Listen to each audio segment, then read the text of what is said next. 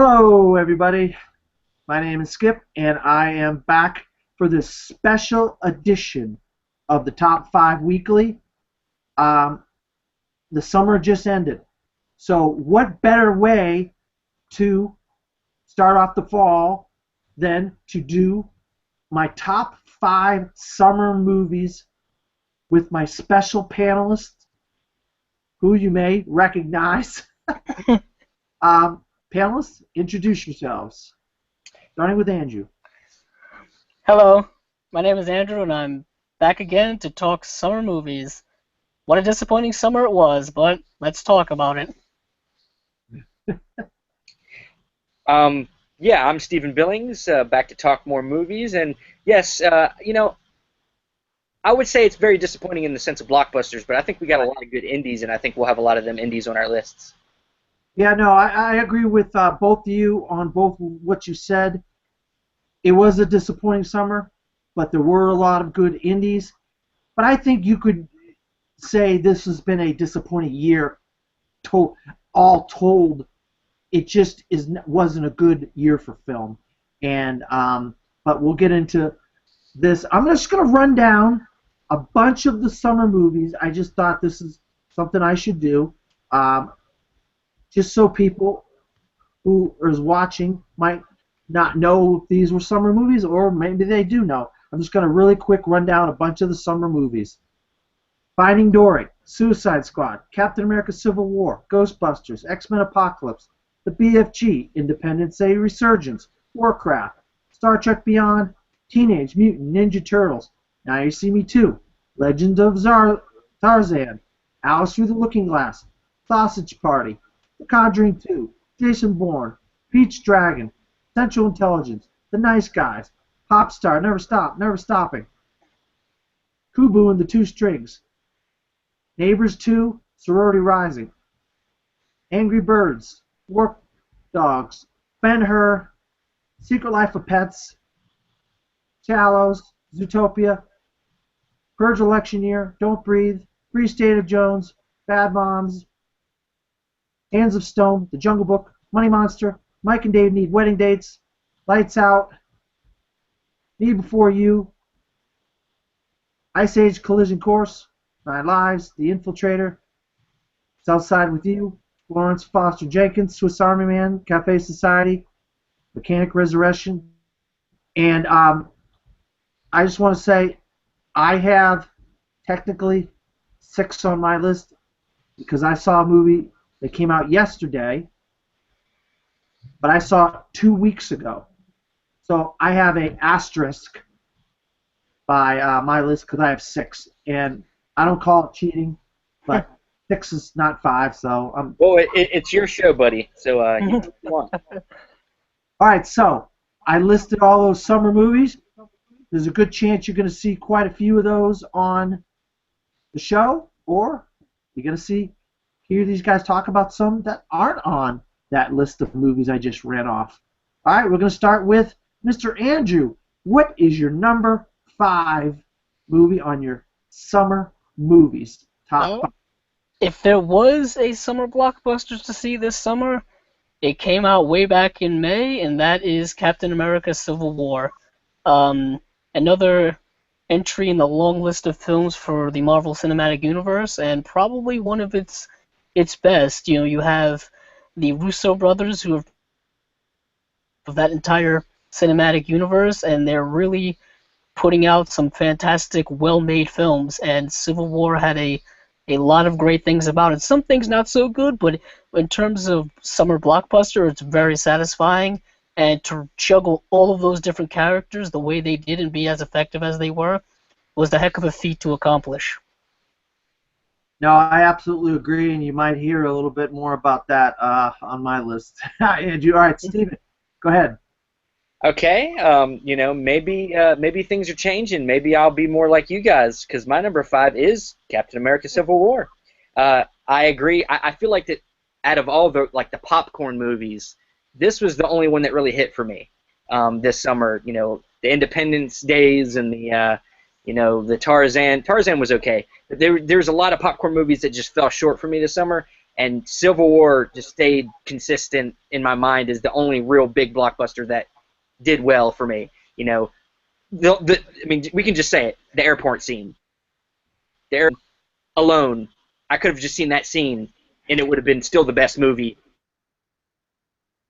of the. And then of course Spider-Man being reintroduced and now into the Marvel universe, fantastic. I can't wait to get the Blu-ray. I think in 2 weeks, so that'll be cool. Yeah, like I said, I'll have more to say about Captain America: Civil War on a little bit later on my list. Like I said, I have an asterisk on my list, so I have technically 6. So I'm going to do 2 at number 5 because I have an asterisk on my list. And Captain America: Civil War is my number 5, as well as Hell or High Water. Captain America: Civil War, you mentioned Spider-Man, Steven, and the airport scene. And Andrew, you obviously mentioned what a great movie the Russo brothers. But I'm going to say a character that neither one of you mentioned, and that's the Black Panther. I mean, Chadwick Boseman owned the Black Panther. You want to see more of the Black Panther now because of what he did in that movie as T'Challa, as he owned it. And so now you're like, well, I can't wait. I want the Black Panther movie today. You know what I mean? And so now we hear the casting of all these other people, Lupita Nyong'o and Michael B. Jordan. We got the director from Creed and Fruitvale Station. Ryan Coogler. Ryan Coogler. I drew a blank there for a second. So we got this great character that was introduced, and now, wow, I can't wait to see what these people have in store for Black Panther in his own standalone movie. But the airport scene, Ant-Man, Paul Rudd was phenomenal. We get a romance between Scarlet Witch and the Vision, which is in the comics. Whoever thought we'd actually have a romance between the Vision and Scarlet Witch brewing in this movie? I never saw that coming, but of course we got it. And we had the scene with Iron Man and Spider-Man, which now we know is going to lead into Spider-Man: Homecoming. We had a little bit of flirting with Aunt May, which whoever thought Aunt May would be the actress that they chose for Aunt May. God, I'm drawing a blank right now. Tomei. Yeah. Marisa Tomei. She wins an Oscar for My Cousin Vinny, but now she's Spider-Man's mother or aunt, not mother, aunt. She might as well have been his mother. She don't look like she'd be his aunt anyway. But whatever. I'm not going to get into all that kind of. It's a little creepy on my part. I'm going to stay away from that. But Hell or High Water, Chris Pine, Ben Foster, Jeff Bridges. This is a modern-day Western in the vein of No Country for Old Men. This guy, Chris Pine, has a issue that he's got dealing with. He gets his brother to help him rob a bunch of banks, and we got a sheriff who's on his last days on the job. He has to hunt these guys down. Wow. What can I say about Hell or High Water? What a phenomenal film.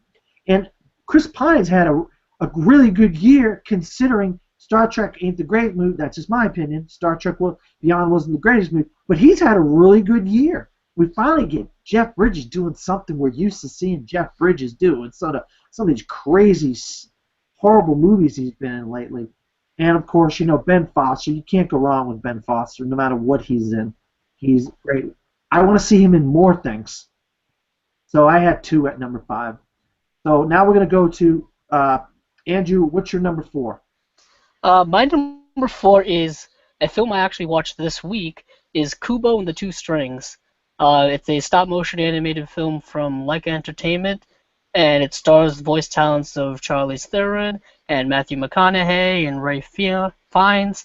And it's really, really a phenomenally well-made animated film. The stop-motion animation is so gorgeous to watch on screen. They really put a lot of money and production and time because stop-motion animation takes a lot of precision, and the story evokes very timeless themes of family and coming-of-age story, and it's really, really phenomenally well done.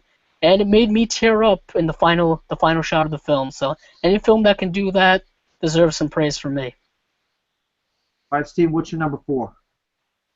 That's very sensitive of you, Andrew. Um, my number 4 is your number 5, Hell or High Water. I just saw it a couple weeks ago, and it, like you said, modern day Western in the vein of a No Country for Old Men. The thing that stood out to me the most was the performances. Like you said, Chris Pine, fantastic. I think that a lot of people underestimate him a little bit. Most people see him in Star Trek, but this role is a lot more of a media role than he's used to getting. And I think that after this, I'd like to see him do a lot more stuff like this. Indie pictures where he can just flex his acting muscles. And as you said, Ben Foster, one of them guys that's criminally underutilized in movies. Like, he's always given these very supporting roles, like Lone Survivor and Alpha Dog and stuff like that. And he's always so fantastic. He always overshadows everybody in the movies. And then, of course, Jeff Bridges playing the guy that probably should retire but won't retire, and just caught up in it. So, yes, Hell or High Water, please go check it out. Like you said, see these indie movies. These good movies need to be seen and watched, and money needs to be given to these movies so we can start to see more movies like this. Well, I'll tell you what, you're going to see a lot of indie movies in the fall. I mean, there's some big budget movies coming out September or November and stuff like that in December, but there are a lot of really good quality indies coming out in the next 4 months. Even in an indie that really I think a lot of people missed that I saw in June, and I had this crossed on my list of movies as when this comes to my one little indie theater and I actually got the screener for it, which is rare because I usually don't get the screener for some of these little small indies. I hope this film and this guy gets some love come Oscar season. That's Viggo Mortensen and Captain Fantastic. Wow, this guy, he's a father, and he has all his kids living in the woods of Oregon, and he's kind of like a Swiss Family Robinson type of situation where he's teaching them how to read and teaching them how to fend off the land and live in the trees and live in their huts and their tents and grow everything themselves and do all this stuff until his wife, who he's estranged from, dies, and he has to go take the kids back to civilization. And in this process, his stepfather tries to take the kids back because he thinks that he's mistreating them because he's not teaching them how to use cell phones and computers and drive cars and all this kind of modern day stuff. Franklin Jella plays the grandfather of the children, and he's really good. You never can go wrong with Frank Langella, but Viggo Mortensen is the heart of this film, and I mean, for a movie that's a captain and fantastic, and it's so rare that you see such a powerful movie with a great actor like Viggo Mortensen, who you just don't see enough of him as well. I mean, talk about indies that a lot of people haven't seen that need to see. That's Captain Fantastic. All right, Andrew, back to you. Number 3. Number 3 is going to be The Nice Guys, directed by Shane Black, starring Russell Crowe. Just a phenomenal modern neo-noir. He and Ryan Gosling have great chemistry. It's very much a buddy cop comedy in the same vein as, coincidentally, Lethal Weapon, which Shane Black wrote in the 80s.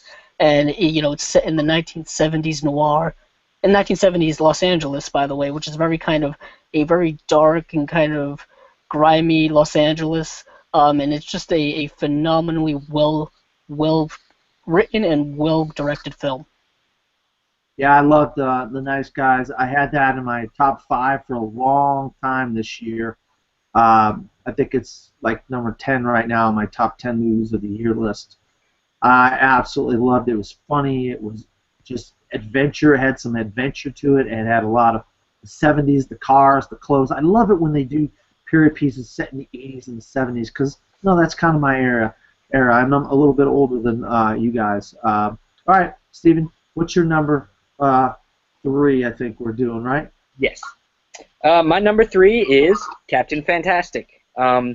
It's one of the movies that just hits on some topical subjects, about parenting and about you know the world we live in, helping you maybe rethink some of the how our lifestyles are. And like you said, Viggo Mortensen's just a guy we don't see enough of.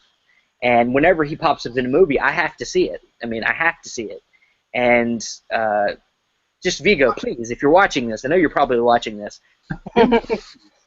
Um, and because this movie is one of the movies, like Andrew, who's a sensitive guy too, tugged at my heartstrings, tugged at my heartstrings by the end of the film. And it's just once again another indie film that needs to be watched. And when it comes out on Blu-ray, buy it. Digitally, Blu-ray, whatever, buy it, guys. Yeah, you're absolutely right. I'm going to go to Andrew's number 4, I believe. Kubo and the Two Strings with my number 3. I'll tell you what, Leica. I didn't like Box Troll. A lot of people did like Box Trolls, but I didn't like it as much as Paranorman and Coraline. But this is their best work to date, in my opinion. I mean, you get people that have never even done animated movies before doing voices because they knew how good the subject matter was going to be. And absolutely, the 3D is how you need to see this film. I mean, 2D, it's fine. It's a great movie. But if you see it in 3D, it comes to life. The 3D makes the origami and the kind of the craziness. There's some crazy scenes. There's some interesting stuff. It's not easy to understand everything that's going on in here. You got Matthew McConaughey, Charlize Theron, you got Ralph Fiennes. I mean, you got so many great actors who were voicing characters in this movie. But you got Kubo, Art Parkinson. This kid, I never even heard of this kid before. He does the voice of Kubo. But he goes on these adventures because he can think about what he wants to do. He thinks about this stuff, and he creates it with his little pieces of paper. And he has his strings, and he plays the songs, and he creates all this adventure, and he goes on an adventure with these people, and a monkey and a beetle man. It's just such a fun movie. I mean, you give it to Leica to take this. From what I'm hearing, I believe it was a manga comic. I'm not sure. Don't quote me on that, but I think I heard it was a manga comic that they took and turned into this animated movie. And it's puppetry and stop motion mixed with a little bit of computer graphics. So you've got 3 different types of animation involved in this movie, and that's what makes it even better. That it's seamless. All of this is just seamless, and in the end, you're just saying, "Wow!" You walk out and you're saying, "Wow, what a phenomenal, phenomenal film! People need to see this film." And it's making a few bucks at the box office, which is good. It's not making a lot of money, but I mean, Zootopia is still my number 1 animated movie of the year. But those two, nip and tuck, Zootopia and Kubo and the Two Strings. So now we're going to go to Andrew. What's your number 2? My number 2 is The Neon Demon, directed by Nicholas Winding Refn. Technically a summer movie that came out back in June. I'm a huge Nicholas Winding Refn fan. Everything from Drive to his Pusher trilogy. I mean, even Only God Forgives is this surrealist trip through art house cinema, unlike anything that's made today. And The Neon Demon, although not as artsy as Only God Forgives, still as dark and cynical and sinister and just insanely surrealistic film with really fantastic performances by all those involved and fantastic directing, cinematography, and the score is just amazingly unique. Yeah, I like Neon Demon not as much as you, Andrew, but I did like it. I'm a fan of Elle Fanning. That's kind of one of the reasons why I really and Nicholas Winding Refn Drive was, oh God, what a great movie Drive is. Steven, what's your number 2? My friend Carl would agree with Andrew on that Neon Demon. I have not seen it. I really want to see it, but I have not seen it yet, so it's not on my list. But my number 2 is a movie that you could say is in the borderline of indie slash blockbuster kind of movie. Not really, but it's Everybody Wants Some. Okay, this is a film that I was so excited to hear about because it's like a spiritual sequel to Dazed and Confused, and I love Dazed and Confused. And the thing about this movie that really got me was that it's about a group of kids on a baseball team in college. And I'm a big baseball fan. I played baseball a lot growing up, so I wanted to see how Richard Linklater, who did some great films, Boyhood, like I said, Dazed and Confused, and he was. I honestly, me and my friend Robert agree on this. I like Everybody Wants Some more than Dazed and Confused. It just I got a lot more laughs out of it. And like I said, there's a relatableness for me because of baseball, and also I really love the chemistry, man. And I just feel like that the characters in this film compared to Dazed and Confused did a lot more. They go through a lot more in this movie than what they did in Dazed and Confused. But both great films. But Everybody Wants Some was just one of my favorite movies. Saw it a bunch of times. I own it, and I will continue to watch it probably at least once a year. Yeah, I liked Everybody Wants Some as well, and I just want to put an asterisk by Everybody Wants Some on Steven's list. Steven didn't get this movie till the summer. Obviously, it came out in March for most people, but obviously his area of the country did not get Everybody Wants Some until July. What was it, June? It was like June or July, yeah. So we're going to put an asterisk by that for Steven. That was a summer movie for him. It may not have been a summer movie for some other people. I myself saw it in March.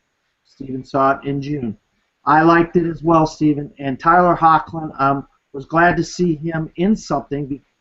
The last thing I saw him in was Road to Perdition. And I'm like, okay, this guy's all grown up and he's in this movie as this like cool baseball guy. I'm like, oh, cool. Now he's Superman in the Supergirl show on the WB. So I'm a fan of Tyler Hoechlin. I loved him in Road to Perdition, and I do. I'm a big fan of Richard Linklater, and I'll be honest, I like Boyhood 100 times more than I did Everybody Wants Some. But this is Steven's list, not mine. My number 2 is a movie I don't know how many people saw on this panel or how many people in general saw this movie. But I saw this movie, and I'm a big history buff, and I love movies based around World War II. And this is a story I'd never heard of until I saw the movie. I started reading up on this movie. It's called Anthropoid. And when I was reading about it, I was like, wow, this is cool.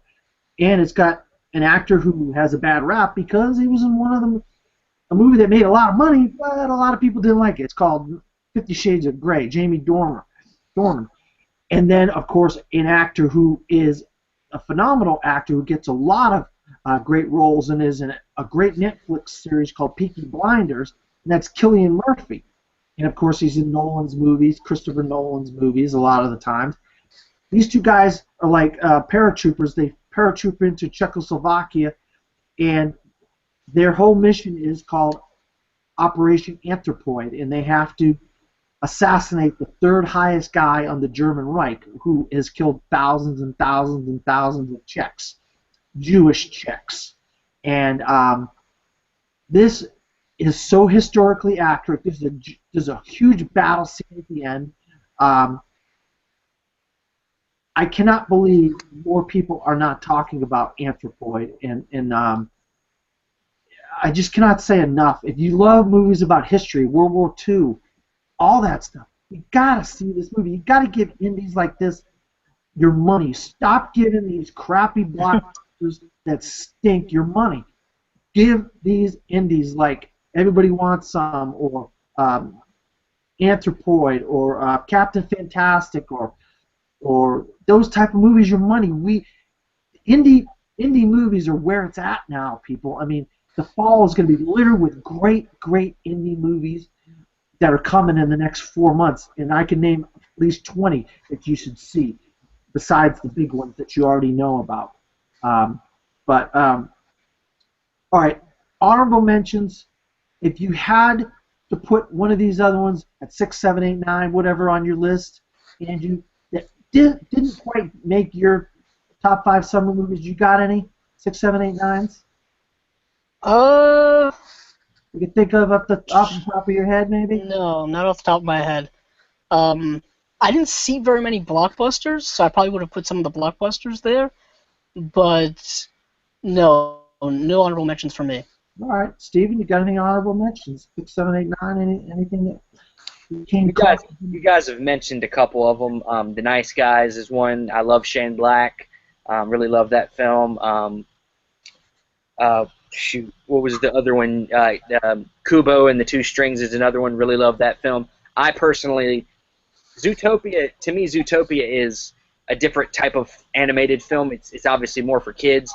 I think Kubo and the Two Strings, to me, just is a complete movie for me all around, and that's why I kind of like that one more than I like Zootopia. But there's that. There's probably some other ones. I just can't think of them now. But them are the two that stood out to me that I didn't put on my list that I probably could have interchanged maybe. But you know. Well, I was just going to say my honorable mentions. I'm going to go to the horror genre, and I want to preface this by saying I am not a horror genre fan because in the last however many movies I've been seeing of horror movies, most of them stink. All of them stink.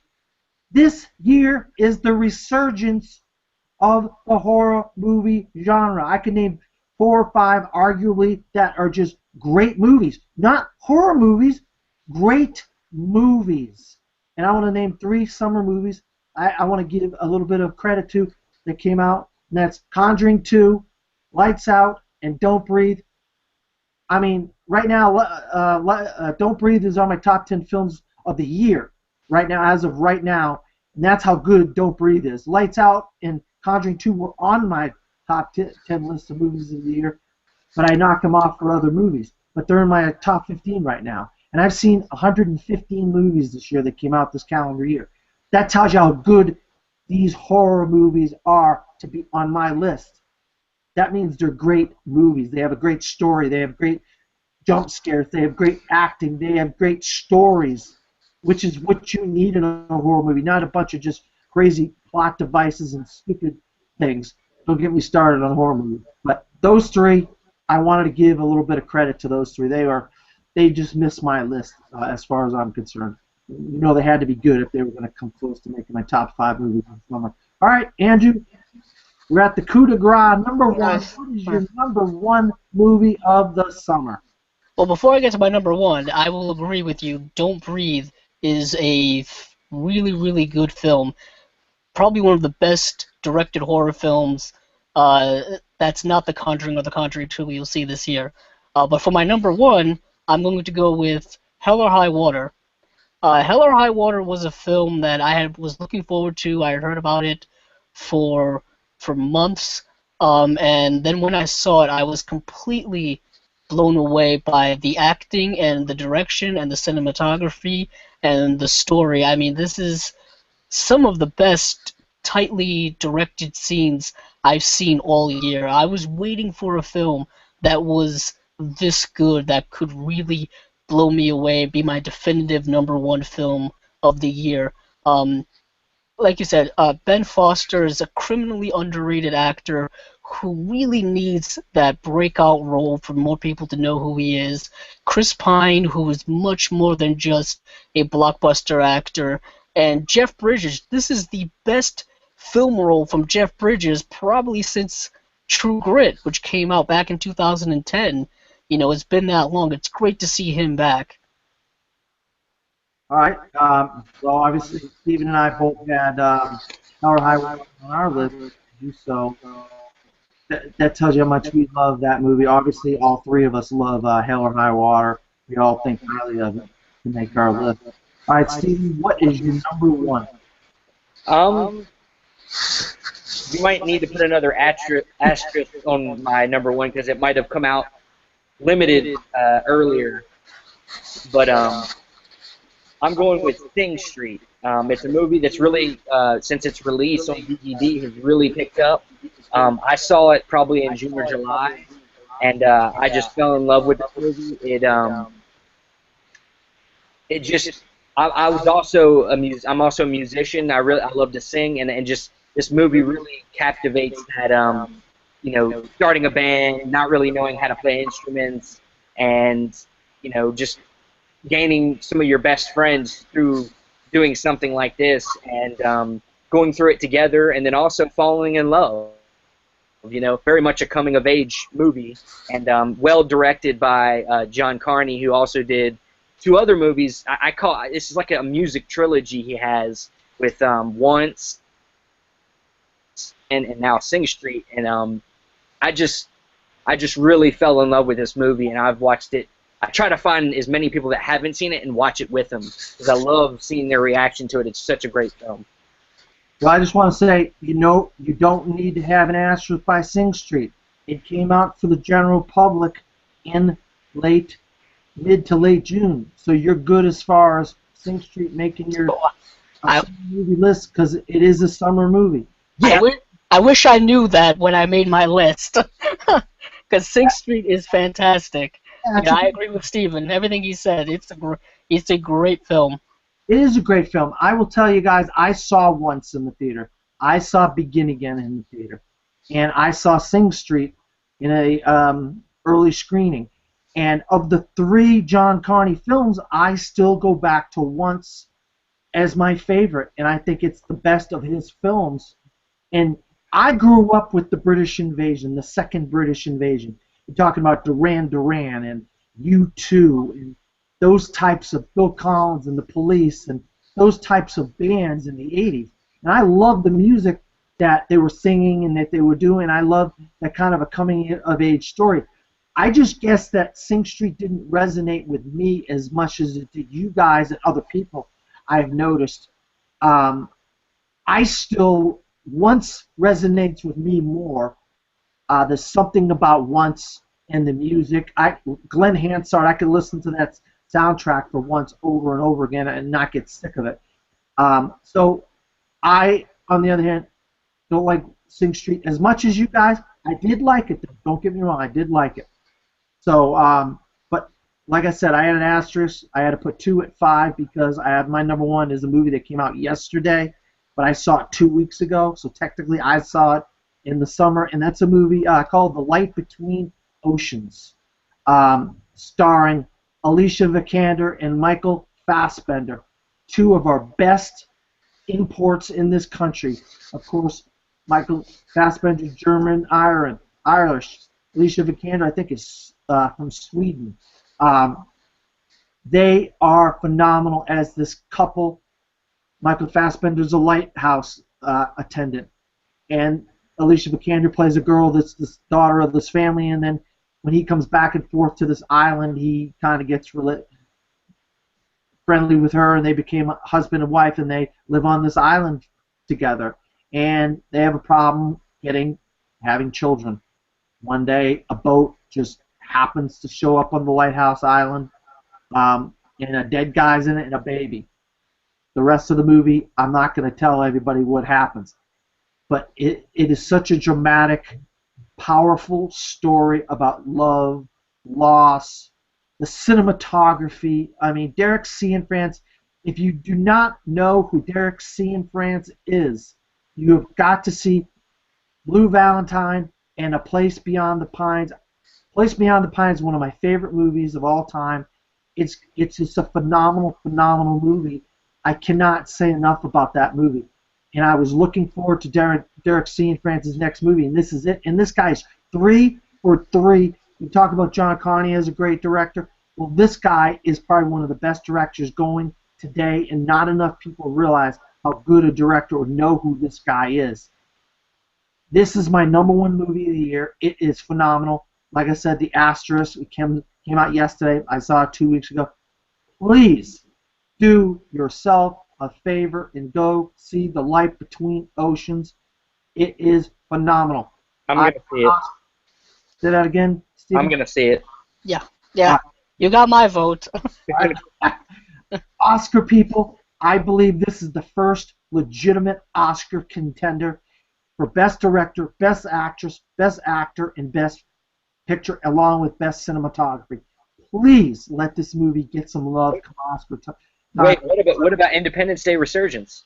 No, if we were doing the worst, we should have all did our worst movies of the summer too, because I think we'd all have the same one. That's Independence Day Resurgence. Yeah. I'm number one. That was a piece of garbage. Yeah. But I just want to say thank you to my panelists, Andrew and Stephen. Once again, tell everybody where you live, because I want people to, when they're watching, to know that the panelists on the show come from different places, and that people can be. You can message me, or even message any of these guys, and they'll tell you if you're interested and you know your movie stuff, you want to be on the top 5 weekly. Just message me or these guys. These guys will get their messages back to me, and you know your movie stuff. You could be on the top 5 weekly. We want people that are knowledgeable and love movies just like we do, all over the country, all over the world. I don't care if you're from Australia, you're from Canada, California, Oregon, Utah, wherever the heck you're from. You show your love and knowledge of movies like we do. I want to have people of all walks of life, all creeds, men, women, on this show. We're here to have fun and enjoy talking about movies, and also share our love and talk about movies with the people. Hopefully they'll watch the shows. So for me, Skip,